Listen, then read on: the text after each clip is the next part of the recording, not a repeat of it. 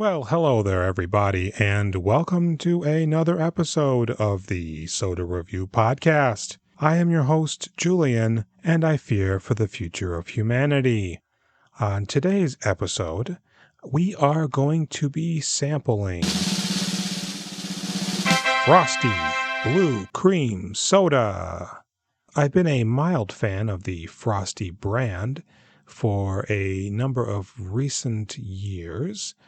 First, when I was introduced to their root beer, and then subsequently the vanilla variety of their root beer soda. But I haven't strayed beyond the pale of either of those two root beers. So while visiting with a friend of mine, my cohort on our podcast, We Doing Filmographies, Jason Schupert, he gifted me with a bottle of Frostie Blue Cream Soda. Now, if you are not familiar with the Frostie brand, their mascot seems to be some sort of a West Virginian hobo or a forest gnome. It's up for debate, but it's a relatively reliable soda. I do like the label on this one. It's pretty simple.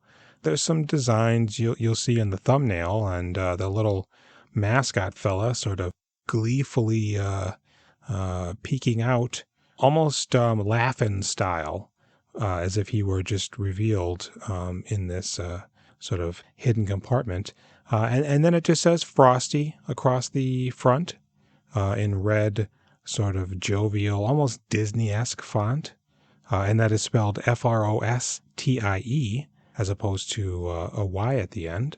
And then it says here that I guess they've been bottling soda of some variety since as early as 1939.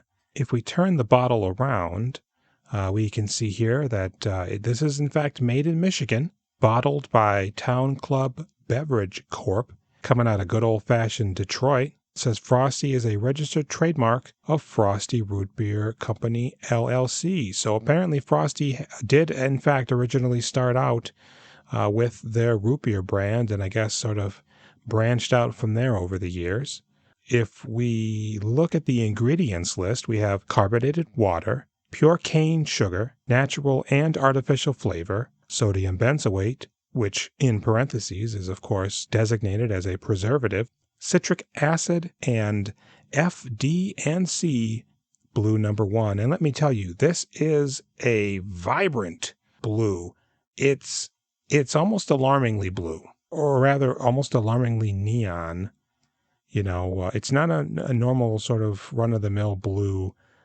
This reminds me of like those Arctic blue flavored Gatorade, which, on a side note, hats off to Gatorade for being able to bottle the flavor of Arctic. I don't think anybody saw that one as being at all possible, but apparently they figured it out. So it looks like Frostie has sort of also managed to bottle the natural blue cream that you come across out in the wilds of West Virginia, I guess. So I'm going to go ahead and grab my Pop the Top, and we're going to crack into this son of a gun. All right.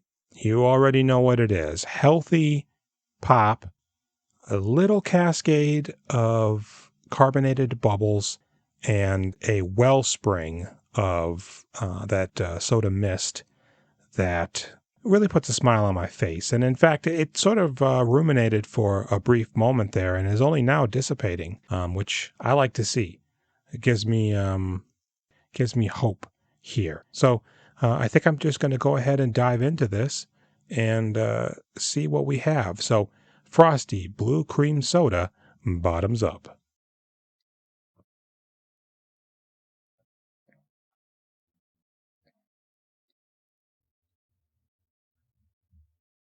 Oh, yeah. I like that. You know, as soon as I brought the bottle up to my lips and began my tilting process in order to coax the beverage out of the bottle, I was immediately met with a cream soda aroma, which the flavor of the beverage only served to reinforce. This is a solid cream soda. Different than the Jersey cream from episode 19 of the podcast. This is a little bit more, I don't know if I'd want to say traditional, but this is probably more akin to what one might assume they're in for when they're having a cream soda. Now, I will say I have had red cream sodas before as well, and I'm not sure what other color palette variants there is in the cream soda genre, but I guess I don't quite understand what the intent, purpose, or where the desire is in having it colored anything other than the normal bronzy caramel color of a cream soda that I assume occurs naturally.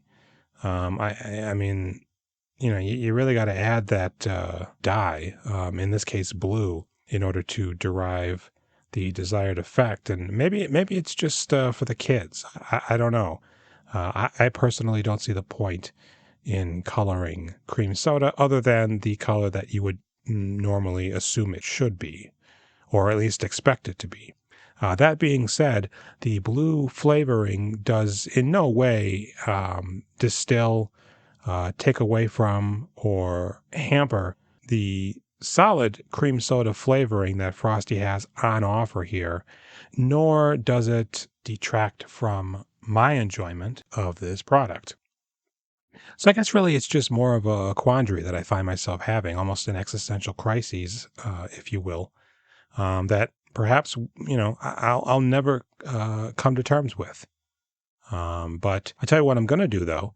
I'm going to go in for another round, and then I think we're going to settle up.